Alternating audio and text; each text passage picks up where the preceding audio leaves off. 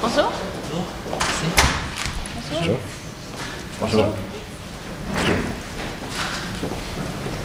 Est-ce que vous désirez que la discussion soit lue en français ou en anglais? En français, c'est bien. Chaque équipe dispose de 20 minutes afin de présenter son cas au juge. Chaque chacun est d'accord pour les 10, les 5, les 2 dernières minutes et les 30 dernières secondes de la présentation. Dans les 10 dernières secondes du discours, j'indiquerai à l'aide de mes mains le nombre de secondes restantes. Si vous n'avez pas terminé votre présentation après 20 minutes, elle se verra arrêtée afin de passer à la période de questions. Une période de questions d'une durée maximale de 5 minutes est allouée au jury à la fin de la présentation. Veuillez noter que vous ne pouvez en aucun cas dévoiler le nom ou la provenance de votre université. Merci. Bonsoir tout le monde. Le groupe des Pages jaunes est présentement en train de lancer un nouveau projet qui risque d'avoir un impact très bénéfique sur l'entreprise.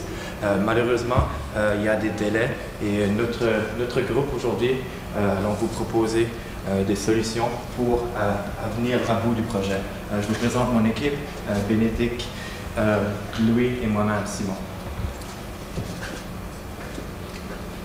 Alors aujourd'hui, nous allons commencer par vous élaborer la situation actuelle pour ensuite passer aux objectifs de notre groupe. Alors nous allons vous présenter les problématiques que nous voyons dans le projet présentement.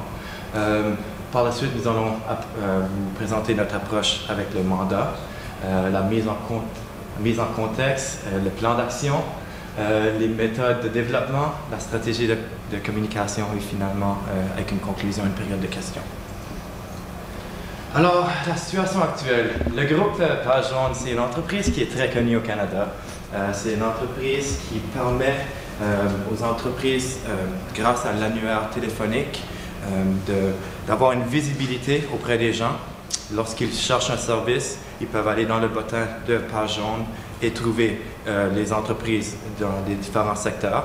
Et de nos jours, avec les nouvelles technologies, le groupe Pages jaunes s'est lancé dans l'Internet afin de proposer les mêmes services qu'ils offraient auparavant dans les Pages jaunes.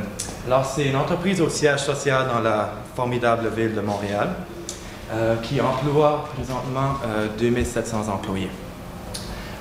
Elle est fière aussi de desservir des services à plus de 340 000 commerces locaux qui peuvent avoir une visibilité et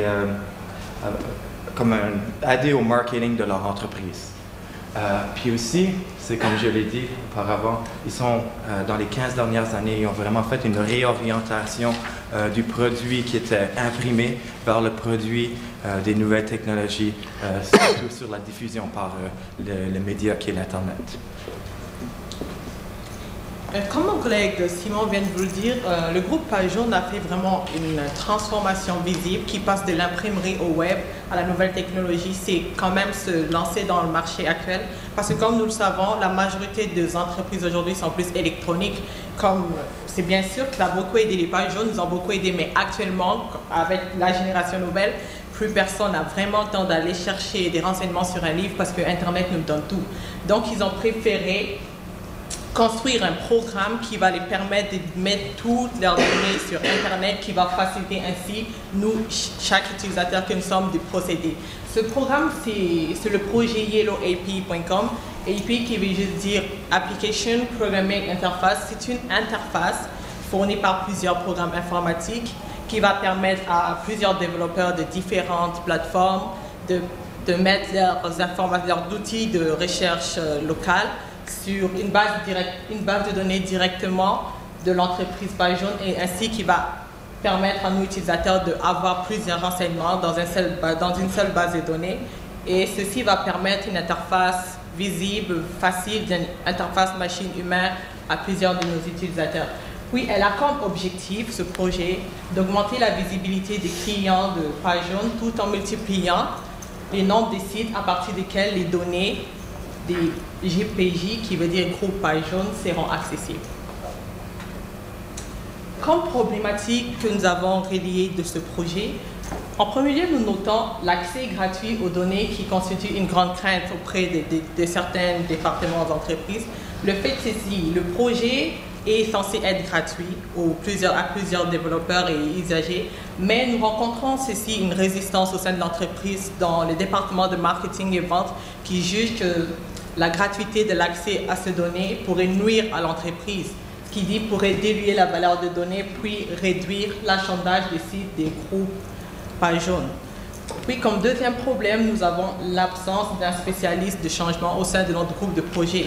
Nous comportons plusieurs personnes au sein de notre projet, mais nous manquons encore le spécialiste d'un changement de projet que nous aurons juste 2 mois plus tard, ce qui va carrément nous mettre en retard. Ce qu'on dit, ça va carrément causer un retard suite à la résistance et au retard que nous avons pour accueillir un spécialiste de changement. Comme mandat, nous avons été désignés, nous, notre projet, gestionnaire de projet, nous avons été mandatés de diriger la mise en œuvre du site yellowap.com, d'en trouver les défis de ce projet, c'est-à-dire de trouver les points forts et les points faibles pour la réalisation de ce projet.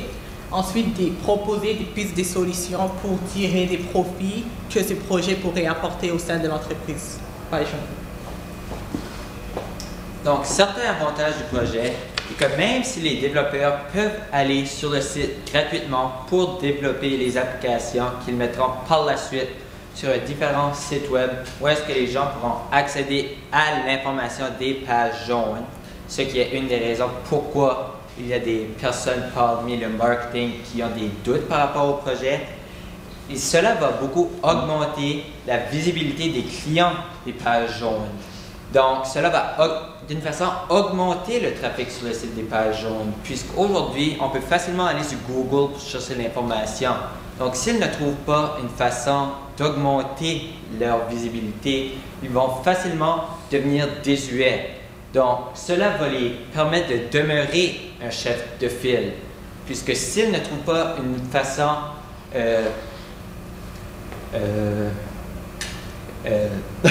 une façon innovatrice de garder les consommateurs, une autre compagnie va la trouver, puisqu'ils sont présentement un des seuls. Mais si on fait une recherche sur Internet, il commence à y avoir d'autres sites qui font les mêmes services. Soit c'est seulement pour les restaurants ou c'est seulement pour les cinémas, mais il y a quand même des sites qui donnent les numéros de téléphone et les adresses. Donc, il faut vraiment qu'ils trouvent une méthode, et ceci, c'est la meilleure méthode, parce qu'il y a toutes les compagnies qui vont mettre les sites. Il faut donc vraiment y aller, et avec cette méthode, cela augmenterait le trafic de jusqu'à 35%. Les risques que cela pourrait apporter et que les risques actuels et qu'il y a de la résistance de la part des employés, c'est un des grands risques, puisqu'il faut enlever cette résistance. Des employés qui résistent à un projet, c'est un des plus grands risques. Des employés peuvent quitter puisqu'ils n'aiment pas un projet. Mais c'est facile à enlever de la résistance des employés. Il faut seulement travailler sur ce problème-là. Et il y a également l'échéancier. Il y a déjà un retard de plus d'une semaine. Et une des raisons de ce retard-là est la résistance. Donc, la résistance, c'est ce qu'il faut travailler dessus. Et une des raisons de cette résistance-là est justement l'employé qu'il manque. Il faut donc vraiment trouver un employé. Et il y a également la sécurité. Il y a des employés qui ont peur pour la sécurité du projet. Et il y a des méthodes pour régler ces problèmes de sécurité-là. Nous allons les nommer un peu plus tard. Alors, pour l'échéancier, le projet va vraiment aider l'entreprise, alors on va le lancer le plus tôt possible. Présentement, on a mis le délai pour le mois de novembre et on est déjà une semaine en retard, alors il faut y remédier et ça presse. Alors, l'équipe est incomplète. On a un très bon sponsor qui est un homme remarquable qui est respecté au sein de l'entreprise, mais il n'a pas assez de temps pour travailler au sein de ce projet ici. Alors, il faudrait peut-être qu'il puisse déléguer un peu plus de temps des choses, des tâches à d'autres personnes pour qu'ils puissent venir dans cette équipe, puisque ce projet ici, c'est un projet important. Aussi, un meilleur découpage du projet, on a présentement des obstacles puisqu'on avait des inconnus. Alors, si on possède une bonne découpage de projet, des réunions d'équipe, eh bien, comprendre quelles sont les étapes à suivre, on va avoir moins d'obstacles qui risquent de créer d'autres délais. Par après, l'utilisation de Microsoft Project est quand même un outil qui n'est pas très dispendieux, mais qui offre une grande diversité, mais qui est très utile ici dans le domaine de gestion de projet, surtout pour créer des diagrammes de Gantt, qui permettent de vraiment bien établir au niveau du temps chaque différente partie du projet et voir où on en est et où il faudrait peut-être rattraper les retards. Et aussi, il faut convaincre les marketing et les ventes que le projet ici, c'est le bon projet pour l'entreprise. Il faut qu'il joigne l'équipe, puis il faut qu'il soit une partie intégrante de l'équipe. Alors, ce qui mène à la résistance au changement, on voit vraiment que c'est le gros problème présentement. Alors, il faut organiser une réunion d'équipe et expliquer à tout le monde qu'on va de l'avant avec le projet et que c'est urgent et que c'est très important d'aller de l'avant pour le projet. Aussi, il faut avoir une participation plus active des ventes et des marketing. S'ils pensent que le projet ne va pas être bénéfique pour l'entreprise, qu'ils joignent notre équipe et qu'ils nous aident à rendre le projet bénéfique pour l'entreprise. Alors, peut-être incorporer une personne du département de marketing au sein de notre équipe de travail et aussi inclure le spécialiste du changement dans le déroulement du projet. C'est prévu d'en inclure un, mais dans simplement que 2 mois. 2 mois, ça sera trop tard. Puis aussi, on a besoin maintenant. C'est urgent. Donc, pour la sécurité, la première chose de toute, la plus importante, c'est d'avoir un serveur sécurisé. C'est vraiment important d'avoir 2 serveurs, soit un serveur physique à l'interne et un serveur sur un cloud, soit à l'externe, c'est une autre compagnie qui s'en occupe. Parce que vu qu'il y a beaucoup de programmeurs qui vont aller s'occuper sur le serveur, de créer leur propre application, si jamais il y a de quoi qui arrive avec le serveur, ou si jamais par accident il y aurait un pirateur qui rentrait dessus, de cette façon-là, on s'assure qu'il y aurait une deuxième place où est-ce qu'il serait possible d'accéder à toutes les données. Il faudrait également qu'il y aurait un nom d'usager unique pour chacun des usagers. Et pour le mot de passe, il faudrait qu'il y aurait une lettre majuscule, une lettre minuscule et un chiffre dans les mots de passe. De cette façon-là, il serait plus dur à trouver le mot de passe d'un usager. Il serait changé à tous les mois ou à la limite aux 2 mois. De cette façon-là, ils ne peuvent pas aller donner un mot de passe ou même s'ils donnent leur mot de passe à quelqu'un, on est sûr qu'en rien de temps, la personne ne saura plus le mot de passe ou si quelqu'un brise le mot de passe, en rien de temps, il ne saura plus le mot de passe. Et que soit les derniers 50 mots de passe, quelque chose de ce genre-là, il ne peut pas les utiliser. Il faudra tout le temps qu'il y ait un mot de passe différent.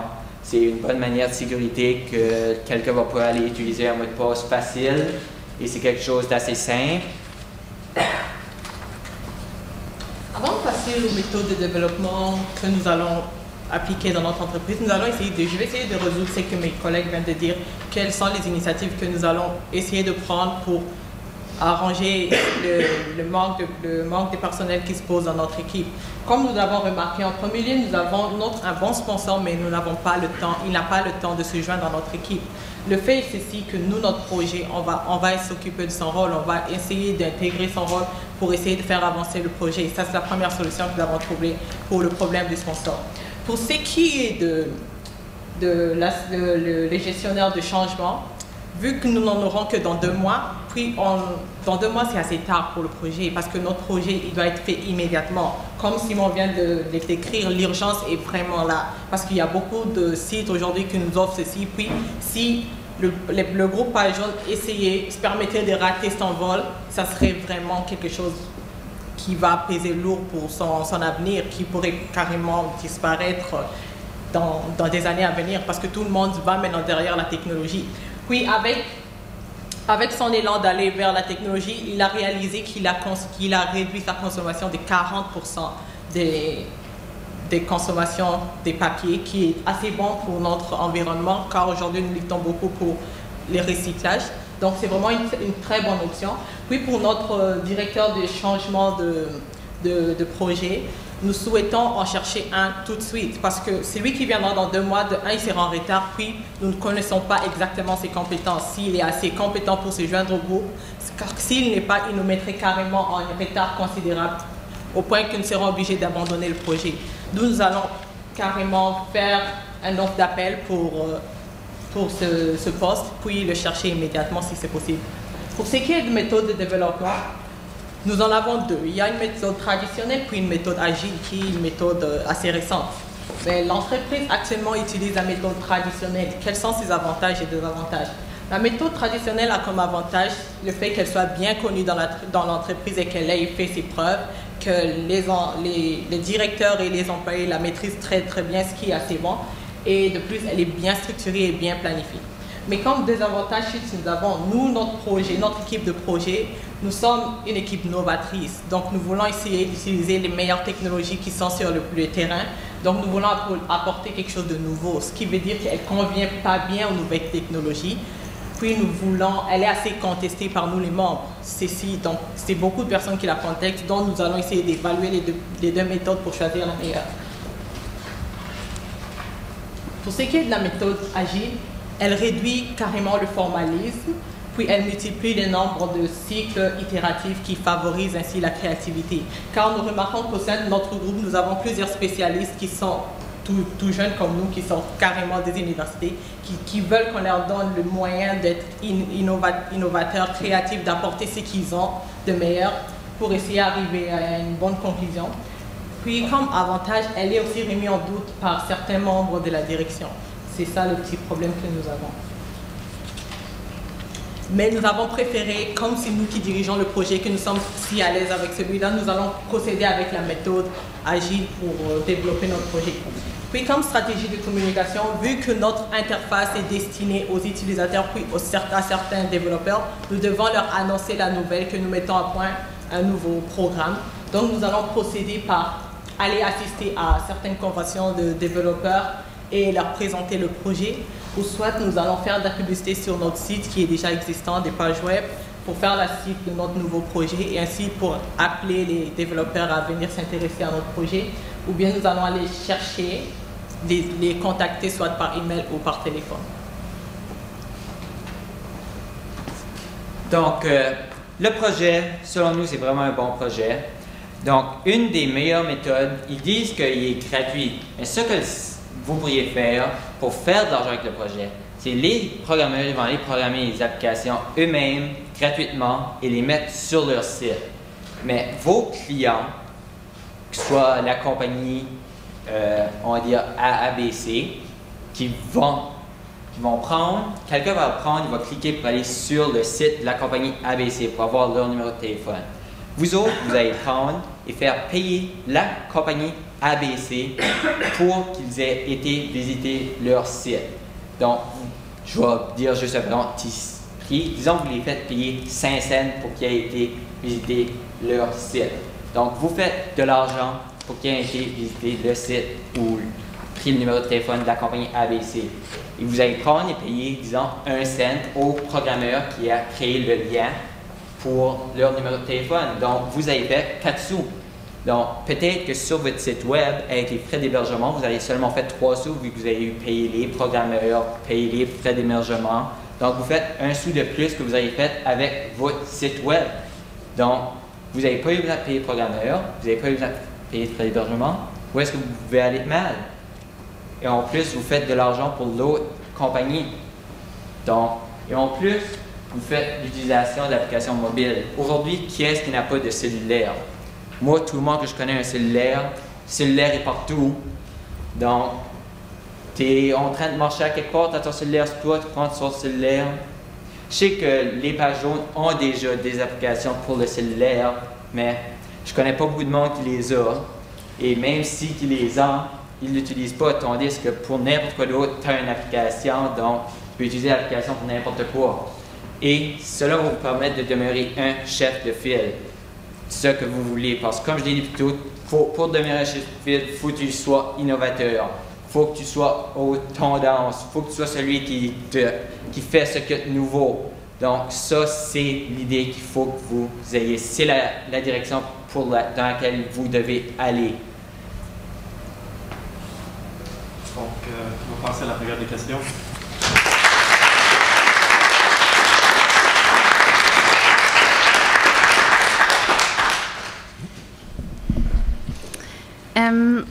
Dans votre explication de la méthode agile, un des désavantages, c'est la remise en question de cette méthode-là par les hauts dirigeants. Donc, ça serait quoi votre approche pour les amener à adopter votre idéologie puis votre direction par rapport à ça?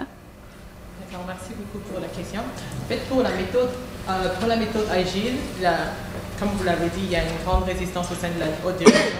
Mais c'est nous qui dirigeons le projet, puis nous avons plus le choix de choisir la méthode que nous voulons.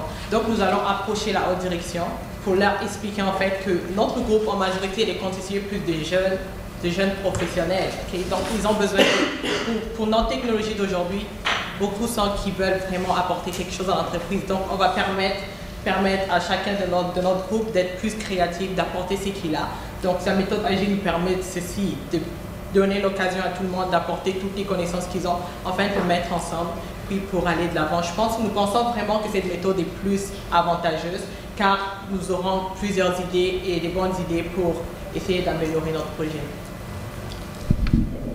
Peut-être en complément de question, la méthodologie agile demande une plus grande implication du côté affaires, du côté marketing. Et on a déjà une certaine résistance puis qui est démontrée à la limite par un manque de participation. Donc, au-delà d'essayer de convaincre les gens du marketing de la valeur du projet, en plus, on introduit une méthode avec laquelle ils ne sont pas familiers, la méthodologie agile. Vous ne pensez pas que les deux méthodes, les deux changements, dans le fond, augmentent le risque ou multiplient le risque entre les deux? Puis comment vous pouvez tourner ça à un avantage, à la limite, l'utilisation de la méthodologie agile? Si on implique les gens d'une entreprise et qu'on les démontre comment ils peuvent faire un changement, comment ils peuvent contribuer au futur de l'entreprise, mais pas aussi au futur de l'entreprise, à leur carrière. On parle ici de la fierté des gens et je m'excuse du terme anglais, le empowerment. C'est ça que la méthodologie agile permet. Puis aussi pour peut-être aider un peu, peut-être faire venir un consultant, un motivateur, quelqu'un qui est capable de rallier les troupes et les dire, c'est vrai que vous avez dit, on les a déjà convaincus, mais ils ne sont pas vraiment habitués à la méthode agile, mais juste de dire que les initiatives qu'on peut prendre personnellement, c'est ça qui va nous faire avancer individuellement, mais aussi l'entreprise, qui est très important. Et c'est quoi, selon vous, l'étape de votre projet qui va vraiment être le moment déterminant de l'échec ou du succès de votre proposition, de votre stratégie? Ça va être à peu près à mi-chemin dans le projet. Parce que c'est à ce moment-là où est-ce que tu vas vraiment voir comme si qu'il commence à avoir des problèmes. Comme, rendu à mi-chemin, tu vois comme si tu es un mois de l'arrière, comme tu es comme. Tu vois comme, OK, on est en train d'aller par-dessus le budget, mais vous n'avez pas mis de limite sur le budget, mais tu commences à voir, OK, ça coûte cher. Même si c'est vraiment à la fin que ça commencerait à rapporter, et rendu à mi-chemin, si c'est en train de coûter trop cher, tu peux dire, OK, c'est peut-être ça va moins rapporter, que ça coûte trop cher à créer. Là, ça commence à coûter trop cher, il va commencer à avoir plus en plus de résistance. Puis... c'est très important d'avoir un suivi tout au long du projet. Et on parle ici de mi-chemin, mais dès le début, on peut voir quels sont les obstacles. Et aussi, si toute l'équipe collabore ensemble, on a vraiment une vision, pas simplement que des sponsors ou du chef de projet, mais aussi les programmeurs qui nous parlent, qui sont dans l'équipe de gestion. Quand on parlait aussi de la méthodologie qui est agile, ben c'est ça. Peut-être aller prendre un peu l'opinion des programmeurs et demander qu'est-ce que lui pense du projet. Peut-être que lui a des idées qui vont raccourcir le temps du projet. Donc, c'est vraiment de faire un suivi, mais avec une participation qui peut aider à voir où est-ce qu'on en est puis où est-ce qu'on s'en va. Merci. Merci.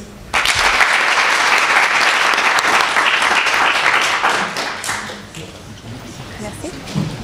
Merci. Merci. We're talking about some of the largest